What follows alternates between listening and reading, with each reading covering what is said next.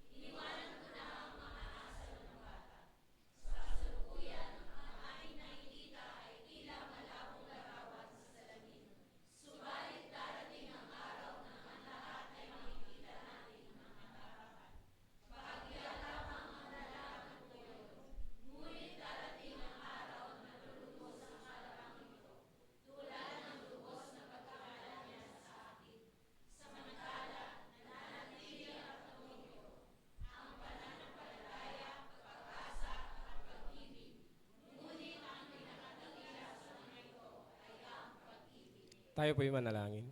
Dakila namin Diyos, pagpala sa lahat, Panginoon. Maraming salamat, Panginoon, sa iyong salita, Panginoon, na aming nabasa sa oras na ito, Panginoon. Panginoon, pagpalain mo nga, Panginoon, ang nakikinig ng iyong salita at ang iyong tagapagsalita, Panginoon. Tago niyo po ako, Panginoon, sa iyong likuran. Ngayon, Panginoon, ang iyong presensya, ang iyong kapangyarihan, Panginoon, ang nakikita sa oras na ito, Panginoon. Maraming salamat, Panginoon, sa bawat isa na iyong dinako sa lugar na ito, Panginoon. At sa mga kasama namin, papunta pa lang dito, Panginoon. Ingatan niyo po sila at yung hindi po makakapunta ngayon sa araw na ito po, Panginoon. Ingatan niyo rin po sila, Panginoon. Muli, Panginoon, sa iyo namin nilalapit at nilalagak, Panginoon, ang gawain ito. Binabalik namin ang lahat ng ito sa tanging pangalan ni Jesus. Amen. So ayun po, ibibigay ko lang po dito yung pinaka-konteksto ng verse na ito. Bali, magpo-focus po ako sa pag-ibig. No? Ano ko lang po yung konteksto nito, itong buong verse na ito. So, narito ang mga mahalagang punto ng konteksto. Kasi sinulat ito ni Pablo doon sa mga mananampalataya na nilinaw ni Pablo na walang kabuluhan yung mga kaloob. Kasi naging mayabang na sila. No? Nawawala sa kanila yung pag-ibig. No? Sabi dito, kakulangan sa pag-ibig. Nilinaw ni Pablo na walang kabuluhan o anuman ang kaloob kahit makapagsalita sila ng wika ng anghel o pag-alam sa lahat ng mga hiwaga kung wala namang pag-ibig. So nilinaw ni Pablo dito na kahit gaano pa kayo kagaling, no? Yung mga kaloob na binigay sa inyo, importante yan, pero dapat may pag-ibig. Kasi nawawalan sila ng pag-ibig no? So, sabi din dito, kawalang hangganan. Ang mga kaloob, ang matatapos o lilipas, ngunit ang pananampalataya, pag-asa at pag-ibig ay mananatili. Kung saan ang pag-ibig ay pinakadakila. So, ininemphasize ni Pablo dito. So, sa madaling salita, ang teksto ay nagtuturo na ang tunay na palatandaan ng pagiging espiritual ay hindi ang kahangahangang kakayanan, kung hindi ang pag-ibig tulad kay Kristo. So,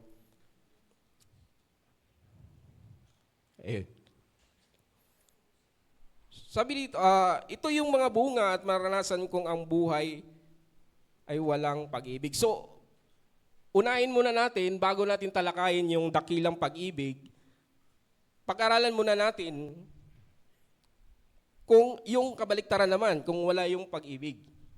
No? Baka kasi tayo mga Kristiyano, taglay natin ito. No?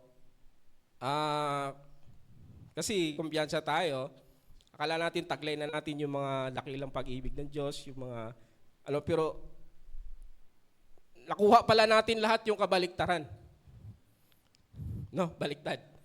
Sige, una, no, resulta ng walang kawalan ng pag-ibig, maingay lamang. So, sino po dito yung maingay sa tahanan? Siguro hindi po yun, ano. So, sabi dito sa chapter sa 1, yung binasa natin kanina, balikan lang natin, no? Anong sabi diyan? Okay. Magsalita man ako sa mga wika ng mga tao at ang mga anghel, kung wala naman akong pag-ibig, para lamang akong kampanang umaalingaw-ngaw o pompyang na maingay. So, yan ang sabi ni Pablo. No? Sabi niya dito, makapagsalita man ako ng wika ng mga tao at mga anghel, kung wala naman akong pag-ibig, ay para walang akong kampanang umaalingaw-ngaw. Sabi dito, wala sa angking galing o talino o galing ng pananalita, makikilala ang dakilang pag-ibig. Maraming mga tanyag na tao ang magaling magsalita, pero sabi dito, hindi mo makikita sa kanila ang pag-ibig. No, so siguro kahit tayo na yung pinakamagaling. No, kung wala naman tayong pag-ibig. Kahit doon sa bahay natin, sa mga tahanan natin, tayo ang hari-hari doon, no? Tayo ang siga-siga doon. Lahat nakikinig sa'yo. Pero ang tingin naman sa'yo sa loob ng pamilya, wala kang pag-ibig sa amin. Wala rin yun. No?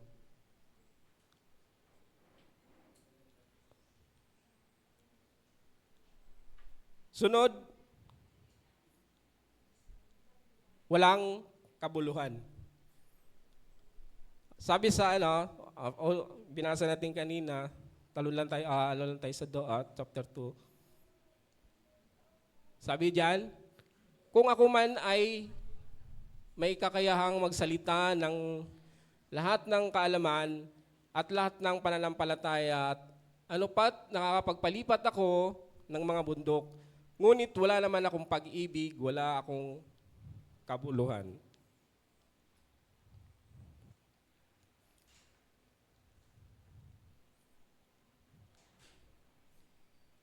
Ganito ang pahayag sa talatang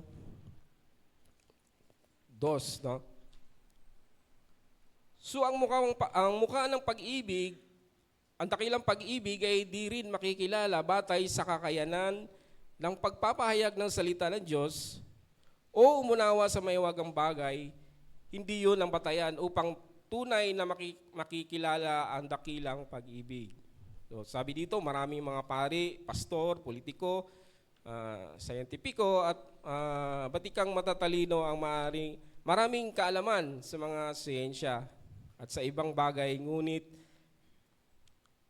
may kabuluhan ba ang kanilang buhay? Mga nakakarami kung wala namang pag-ibig ang kanilang ginagawa. So mapapansin natin ngayon sa mga politiko, no? Sa mga politics. Kaya lang sila gumagawa ng mabuti o di kaya mayroon silang ginagawang isang bagay kasi nga mayroon silang mapapala. No? Mayroon silang nakikitang babalik sa kanila. No? Gagawa lang sila ng konting mabuti, aani sila ng maraming pera. Yun ang purpose nila.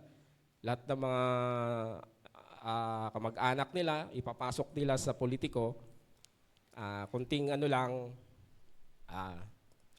kikita na sila. So mayroon silang wala, pero ang totoo, wala doon yung pag-ibig nila.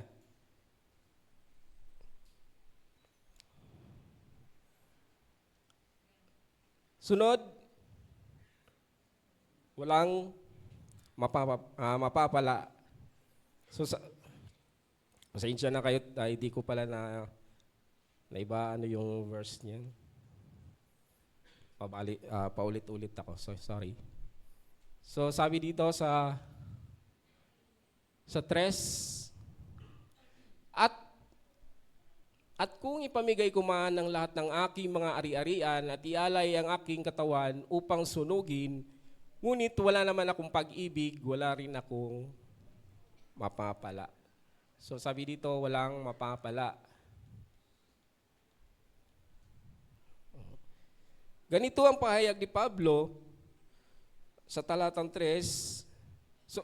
So hindi rin pala kahit ipamamigay ng mga bagay upang makilala ang dakilang pag-ibig, may mga taong nagdo-donate sa iba-ibang paraan, ngunit sa likod ng pagtulong na yan ay may ibang motibo.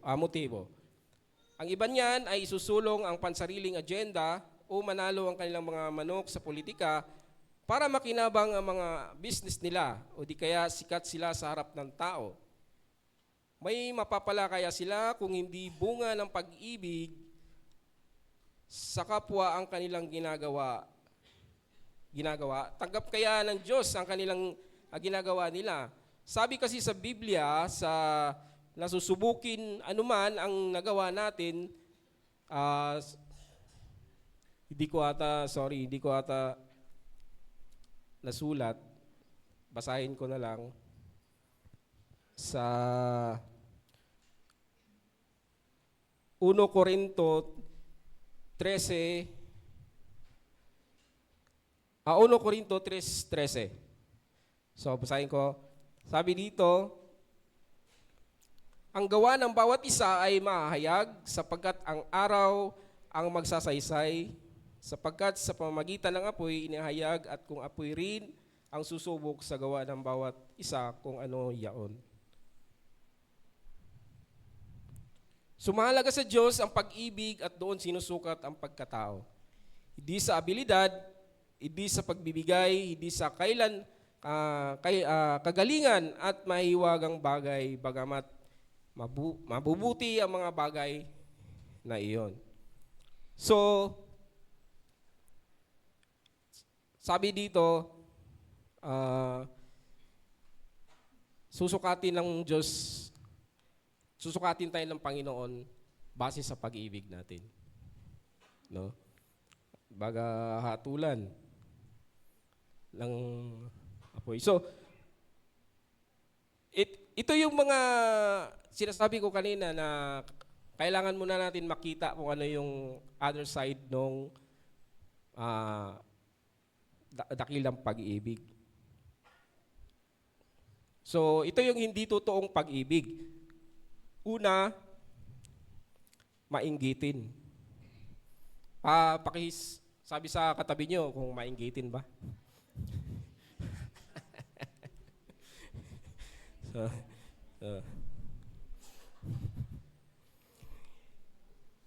Ito yung mga tawag hindi nasisihan makitang mabuti o mas maayos ang kalagayan ng iba kaysa sa kanya. Ikaw ba'y naiinggit o may pagnanasa sa mga bagay na wala ka na mayroon sa iba? Kahit na hindi mo kailangan pero pinagnanasahan mo pa rin. No, example, sa kapatid po mong mas maganda ang estado sa buhay kaysa sa iyo. Ngunit sa puso mo, hindi ka natutuwa. May inggitin ka eh. No? Yung kapatid mo, umangat na, inutangan mo lang inutangan, hanggang sa lumubog ulit, same na kayo. Parehas na kayo. Tuwang-tuwa ka naman ngayon. No? Bagkus kinainggitan mo siya, ngunit, ganito ba ang ibig? Siyempre, hindi, no? Kasi minsan, no, di talaga minsan nawawala sa sarili natin yung mainggit. No? Nakakita tayo ng kapatiran natin na medyo nakabili ng Hindi ko sinabing nainggit ako kay Brad Eric, kaya bumili ako ng motor. Binenta ko yung motor ko kasi nga, mas malaki pa yung gas ko kaysa kita ko sa arawan. Yung gas ko araw-araw mo, maano ng 400 pesos isang araw. So, yung sinabi nilang bumili ka ng motor para makatipid, scam po yun. Scam para sa akin kasi naubos yung sahod ko dun sa gas pa lang. Set up pa more. Set up ka pa. Okay. So, iwasan po natin yon. Tayo po dapat magalak. No. Kung bibili ka man ng motor, Brad, nagagalak ako. Ah. Di ako naiinggit. So, pangalawa, mayabang. Naku. Yabang. Ganito ang taong may abilidad man o wala, may kakayanan man o wala, sarili kasi ang sentro. Sarili lang niya umiikot ang mundo. Kaya madalas hindi niya pinapakinggan ng opinion ng ibang tao. Pakiramdam nila o di kaya mga inanaing nila. Nininiglik niya ang kapwa-tao. Palibasa kasi sarili niya lang ang nais niyang ipagmalaki. So hindi ito ang mukha ng dakilang pag-ibig. So mayabang. No? Naalala ko yung nagdadrive ako. No, nagdadrive ako ng kotse ko. Nung pumunta ako dun sa Quezon City, no? Yung mga tambay doon dati kong kainuman. Nakita nila ako na may dala kong kotse, ang tingin nila sa akin, napakayabang mo. Di ko naman sila inaano. Inaano ko ba kayo? Kaya minsan nagpa-park ako hindi doon malapit sa lugar namin, doon sa malayo. Kasi nga, ayaw kong baka sabihin ng mga tropa ko dati na napakayabang ko. Gusto ko kumutang ko na lang yung sasakyan ko para hindi makita Kasi nga, naiintindihan ko sila. Dahil ganun talaga ang nararamdaman pag ang tao ay hindi pa nakakilala sa Panginoon. Ang tingin nila sa iyo, pag ikaw ay blessed ng Panginoon, ang tingin nila sa iyo ay mayabang. No. Tapos hihingihan ka ng pang-inom, hindi mo bibigyan, lalo ka pang sabihang mayabang. No. So, wala tayo sa lugar. Saan tayo lulugar? No. Pero sabi ng mga, tama ba ako, taga-Batag ngayon yun, di bali lang maubos ang yaman,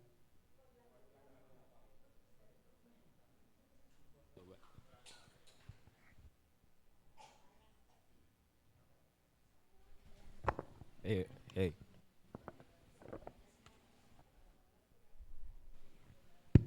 Ayun. So, sunod, mapagmataas.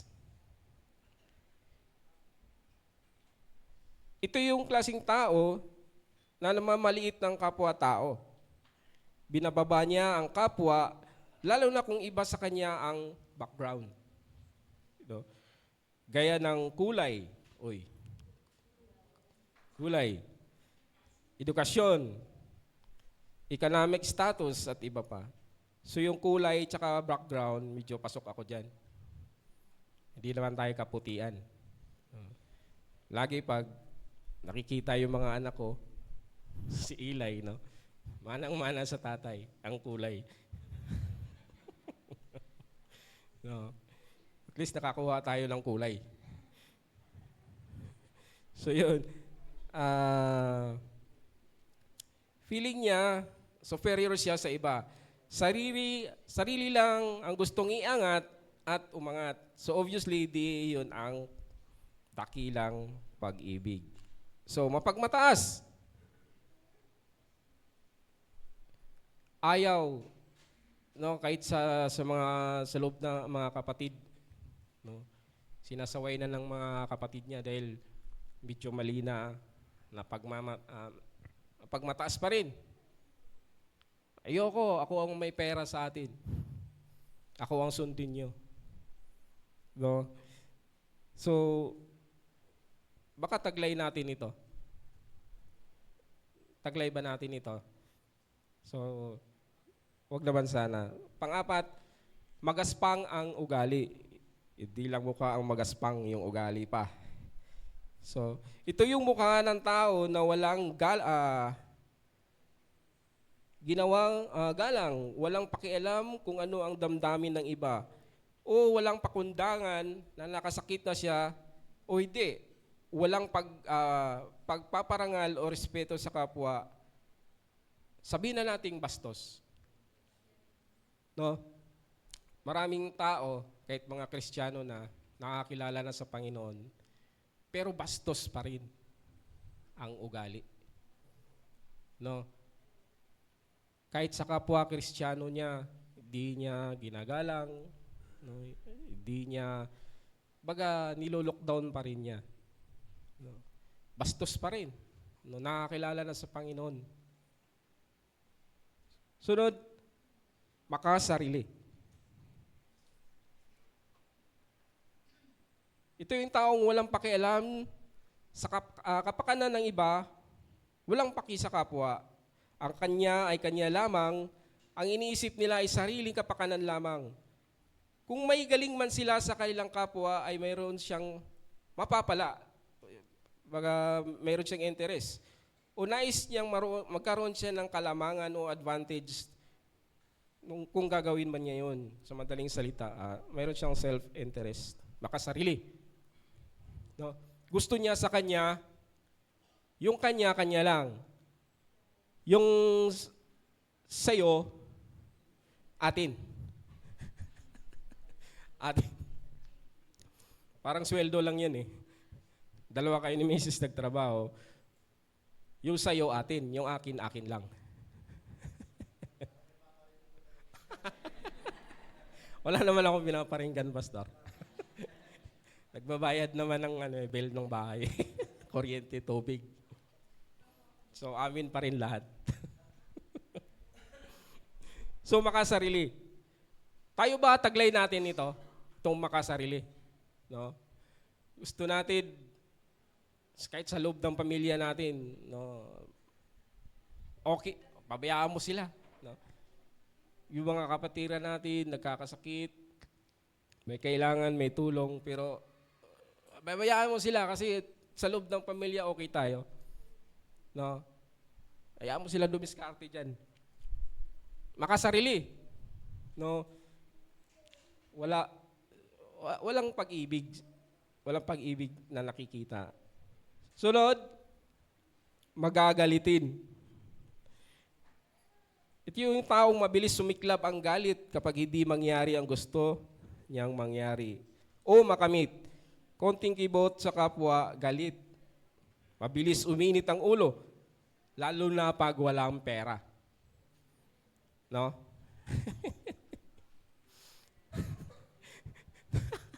Napapansin ko siya pag galit-galit na siya, alam kong walang pera ito. Bigyan ng jacket yan. Kasi nilalamig. So, siyempre, dahil meron tayo nun konti, bigyan natin para lumamig yung ulo. Okay na siya ulit. Happy na siya. So, magagalitin, no?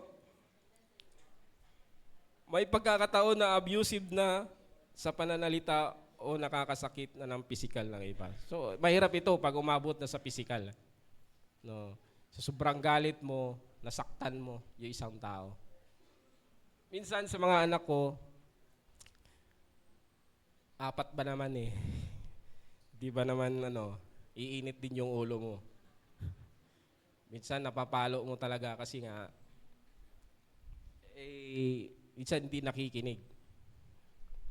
So, sabi ni Enoch, galit-galit si mama. Palo ako ni Papa. kahit nagagalit ka, nakikita ng mga bata yun. No, nag-o-observe sila. Lagi na lang magagalitin sa loob ng bahay, konting kibot, sigaw, konting no. Nakikita nila yun. So, dapat magiging mahinahon tayo lagi. Hindi natin maiwasan na magalit dahil sino ba dito hindi magagalit? taas ng kamay, aasarin ko. Lahat tayo nagagalit, pero sa biyaya ng Panginoon, dapat pinakilos natin ang banal na espiritu sa puso natin. So, kailangan nating mag-control. Pang-pito, mapagtanim ng sama ng loob. Ito yung mukha ng tao na nagtatanim ng sama ng loob sa kapwa. Ayaw magpatawad sa nagkasala sa kanya. Kinikimkim ang sama ng loob, binibilang ang bawat maling nagawa ng kapwa o may tendency na sumiklab at maghihiganti. So, madalas natin sinasabi, isa na lang, namumuro ka na, bibinggo ka na sa akin. No? Kasi nga, di mo napansin pala, nagtanim na siya ng galit. No? Yung nagkasala sa kanya, sasabihin, oh, okay na yun, okay na yun. Pero nung nag-away kayo, binalikan. Di ba ikaw nung dati, ganyan-ganyan? Wala na, no? Nagtanim pala ng sama ng loob. Hindi kinalimutan yung pagkakamaling nagawa sa kanya ng kapwa. Hindi ko sinasabing, hindi natin, pag nagkasala ang isang tao, ay patawarin natin agad. Kahit hindi man natin kaya, pero unti-unti dapat tinatanggal natin. No, magpapatawad tayo kasi sabi ng Panginoon, kung hindi ka marunong magpatawad sa kapwa, hindi ka rin papatatawarin ng Panginoon. So mas mabigat yun. Mas mabigat po yun. So sunod, natutuwa sa masama. Ito yung mukha ng tao na nasisiyahan sa mga gawaing masama o mga bagay na nakakasama sa kapwa. Nasisiyahan kapag nakakita ng mga taong gumagawa ng hindi magandang bagay at nakakasira sa sarili o sa iba. Katulad ng pangangalunya, drugs, sugal, imoralidad, paglalasing at kung ano pa, na imbis pagpayuhan at itinulak pa mismo ang mga anak o pamilya sa mga ganitong gawain.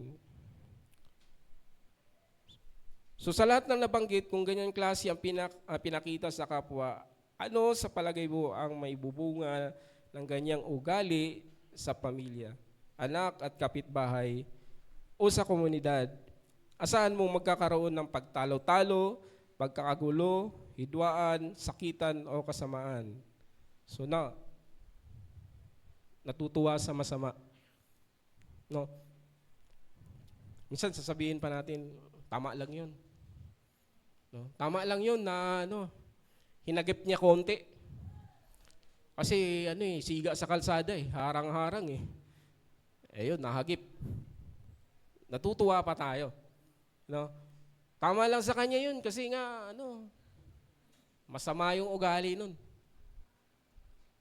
No. Natutuwa tayo kasi nga pakiramdam natin, tama lang sa kanila. So ito yung kabaliktaran. No, ito yung mga nakita nating hindi taglay ang dakilang pag-ibig. So i-review po natin yung mga sarili natin kung taglay ba natin ito. So kung mayroon man tayong dapat taglayin, ito po yung kasunod. Ang tunay sabi dito, dakilang pag-ibig. Ang dakilang pag-ibig, sabi dito ay matyaga. Ito ang dakilang pag-ibig na handang humarap at hindi umatras sa mga bagay na kailangan ng pagtsatsaga, lalo na sa relasyon o sa kapwa. So, example, sa mag-asawa, siguro kahit nagagalit o naiinis ka na sa ugali ng asawa mo, pinipigilan mo ang sarili mo dahil mahal mo siya. Hey! Kahit gusto mo lang sumagot, bubulong ka na lang sa gilid. Tapos nakita na binubulong-bulong mo. Pag di ka naman sumagot, magsalita ka. Tapos nung sumagot, sagot-sagot ka. Walang paglagyan. Yun ako. So, matyaga, naalala ko lang, share ko lang konti. Yung nangligaw ako kay Carla. No? Umabot ng 4 na taon. Kung hindi nyo lang alam. 1 taon na lang, nasa stage of ano na ako eh. Di ba sa mag-asawa, Pastor, pag umabot sila ng 5 taon na ng tawag doon, Pastor?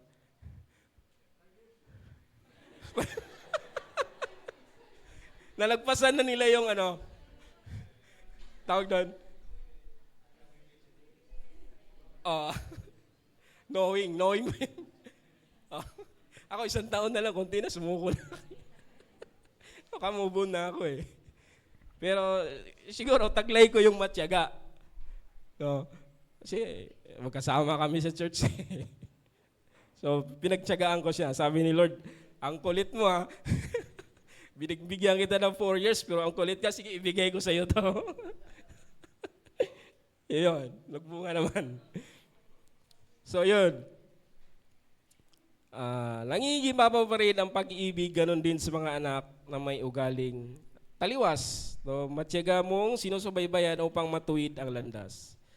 Sa mga katrabaho at kapitbahay mo na ang hirap pakisamahan, pinagtsatsagaan mo ito sapagkat mahal mo sila sa kabila ng kanilang ugali. Ikaw ay may pag-ibig sa kanya, yan ang dakilang pag-ibig. So matyaga. No, kahit sabi nga ni Pastor, kahit may tuturuan ka na napakatigas ang ulo, no, gusto mo lang kaltukan, pero kailangan mong pagtyagaan. No? Kasi nga, kailangan mong iparamdam ang pag-ibig na nasa puso mo. So, sunod, magandang loob. Ito yung pag-ibig na mabait at may magandang loob, ang pagkaroon ng pagmamalasakit. Matulungin, may pagpapahalaga sa iba, may mabuting kalooban, maamo ang puso, hindi niya matitiis na makikitang nahihirapan ang kapwa o kaibigan. Nagawang tumulong sa abot ng nakakaya, wala na silang ibang agenda maliban sa buong pusong tumulong dahil sa pag-ibig. No? Kagandahang loob. Naalala ko ito yung mga, siguro taglay ko ito. Binawi ko na lang sa kagandahang loob. Kasi hindi naman ako gwapo eh. Ito yung mga motto ng mga pangit eh. No? Kung hindi ka gwapo, bawiin mo sa kagandahang loob. Yeah.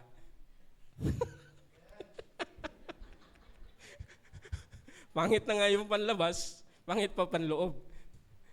Ibawiin natin sa panloob. Ano? Kasi, siyempre, tatanungin ka, ba't mo nagugustuhan yan? Di naman gwapo. Maganda kalooban yan.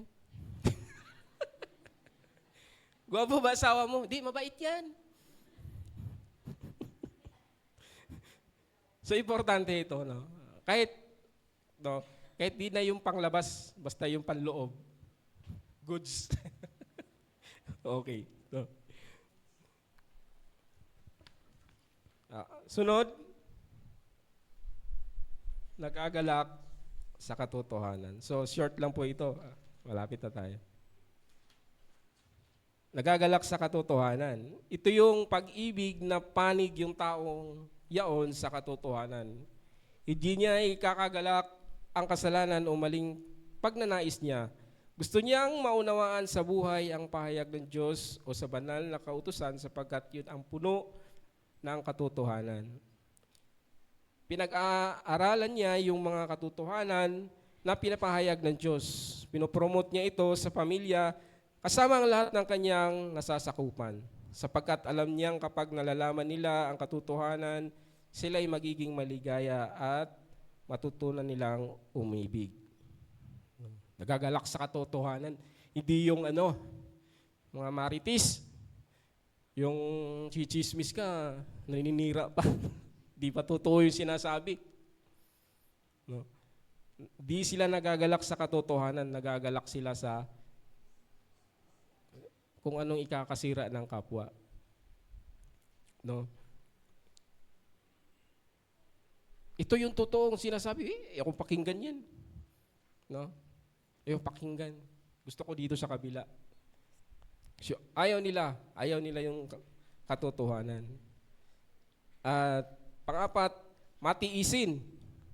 Ito yung pag-ibig na kung saan kinakaya lahat ng bagay na pinagkaloob sa kanya ng Diyos na nagagampanan niya rin sa tulong ng Diyos. Ibig sabihin, responsable siya sa kanyang mga tungkulin sa buhay. Hindi niya tinatakbuhan ang mga inatang ng Diyos sa kanyang balikat. Responsable sa mga anak, asawa, sa buong pamilya, sa trabaho at sa iba pang mga bagay. So, matiisin. Naalala ko nung na-share ko kila Bro Micah at saka kila Bon, nagtitiis po akong nagbabike mula sa Old Balara hanggang Pasay. Araw-araw po yon sa may CCP complex, doon po ako nagtrabaho. Isang taon po yun, nagbabike ako. Yung bike ko pa noon ay 100 na yung padjak mo, pero yung takbo 20 pa rin. Kasi may shock sa upuan, gumaganon-ganon lang yun, kahit anong padjak mo eh. So, isang taon ko po yun tiniis. No? Si Alpa noon ay nasa tiyan pa lang ng nanay niya. So, kailangan kong tiisin yun dahil siyempre si Carla noon ay di pa regular sa pagtuturo. No? Wala pa siyang sweldo ata noon. 6 months bago siya magkasweldo. So, tiniis ko yon. Alis ako ng alas 4 ng umaga, babike ako sa Pasay. Pag uwi ko, may dala-dala pa akong 8 niyog sa likod ko. Nakalagay sa backpack. Kasi nga, ibibenta ko sa ate ko. May karinderya sila doon eh. Bibenta ko yung niyog. May income ako. So, araw-araw kong tiniis yun. At sa tulong ng Panginoon, no, sinustay niya yung lakas ko. At nalagpasan ko yun. Susunod, mapagtiwala. Ito yung pag-ibig na hindi nagdududa o nagsususpetsa o nawawala ng tiwala sa mga tao. At yan ang pinagahari niya sa buhay. Tanggap ng mga tao ay may gawa sa imahe ng Diyos, kaya hindi niya ganon ibinababa o inainsulto ang mga kapwa niya. At kahit paano naunawaan siya, niyang sila rin ay pwedeng makatulong sa buhay. May tiwala sa pahayag at pangako ng Diyos. So yun. Hindi hindi scammer. Ang daming scammer ngayon eh. Ganito. Pero wag naman tayong masyadong tamang hinala. No, magtiwala tayo. Because sabi nga doon sa manalig pero wag umasa. Tama ba? Magtiwala. Pang-anim, puno ng pag-asa. Ito yung pag-ibig na kung saan kapangyarihan na nagbibigay ng kanyang anak, naniniwala at pinanghahawakan niya ang mga pangako ng Diyos. Kaya nga, positive ang outlook niya sa buhay sapagkat naniniwala siyang makapangyarihan ang Diyos ng kanyang masasandalan. Puno ng pag-asa. No? Makikitaan mo yung tao na kahit lugbok na sa problema, walang pera, may sakit pa, pero makikita mo, punong-puno ng pag-asa sa buhay. No?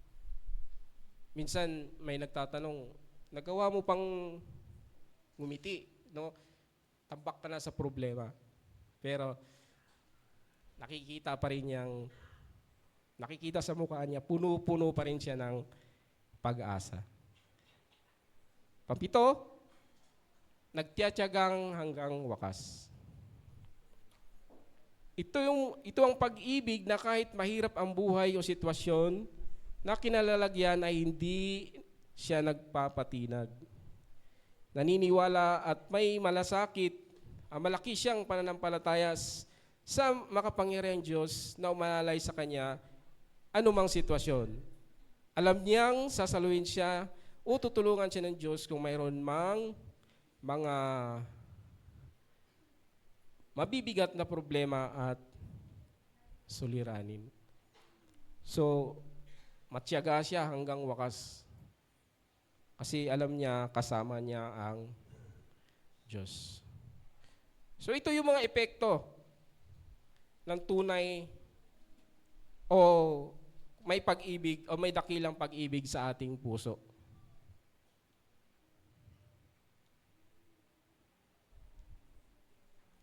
Maganda ang dala sa kapwa. No? Kung mayroon tayong taglay natin itong mga pag-ibig na to, maganda ang dala natin sa kapwa. Nagbe-benefits yung mga kapwa natin. Kasi nga punong-puno tayo ng pag-ibig. May kahulugan. At ito pa, pakinabang, may patutunguhan o magandang buhay, kinasisiyahan ng Diyos. So, kaya sinabi ni Pablo doon na dapat taglay natin itong mga pag-ibig na ito. Kasi nga, ito yung gusto ng Panginoon. Tanong, posible bang magkaroon ng ganitong kadakilang pag-ibig? Posible ba?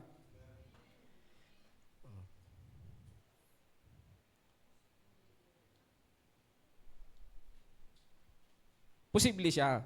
Kasi sabi dito, sa Juan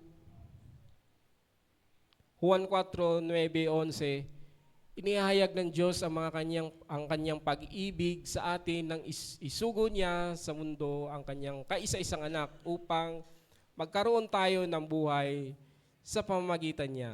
Ito ang pag-ibig, hindi sa inibig natin ng Diyos, kundi tayo ang inibig niya at isinugo niya ang kanyang anak upang maging handog para mapatawad ang ating mga kasalanan. Mga minamahal kong ganun din ang kadakila ang pag-ibig ng Diyos sa atin, dapat din tayong magmahalan.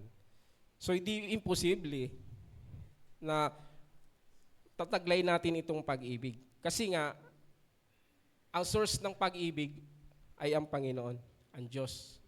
No? Kung tayo ay mga mananampalataya na naniniwala sa Panginoon, taglay natin dapat ito.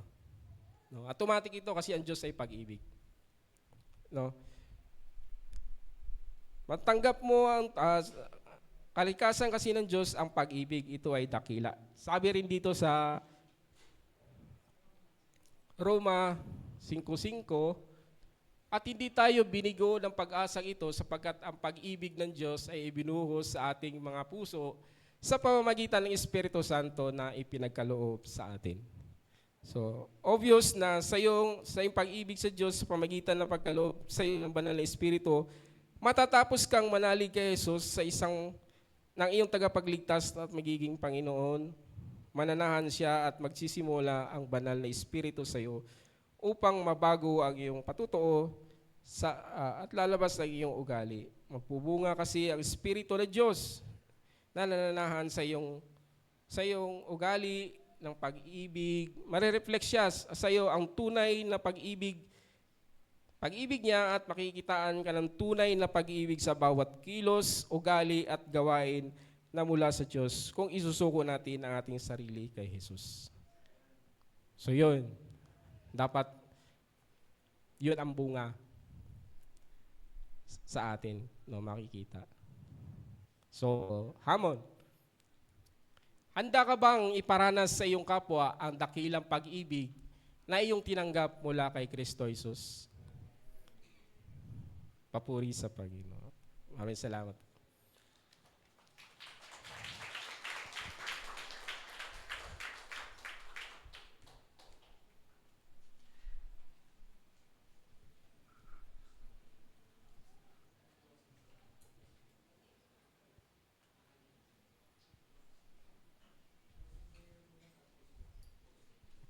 Okay, sige, tayo po yung manalangin. Tayo po tayo.